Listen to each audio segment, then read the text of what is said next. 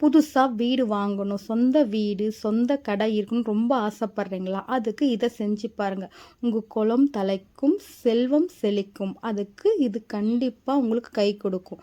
நீங்கள் என்ன பண்ணணும்னா 7 மஞ்சள் எடுத்துக்கோங்க, 7 கொட்டைப்பாக்கு, 7 சிறிய வெள்ளி தகடு, உலோகத்தால் ஆன நாகர் 2 எல்லாத்தையும் மூடி போட்டு வைக்கிற மாதிரி வெங்கல கலசம் ஒன்று வாங்கிக்கோங்க. அதை வாங்கிட்டு நீங்கள் என்ன செய்யணும்னா உங்கள் குலதெய்வத்தை ஃபோட்டோ ஒரு சின்னதாக அந்த வெங்கல கலசத்துக்குள்ளே இருக்கிற மாதிரி போட்டுக்கோங்க.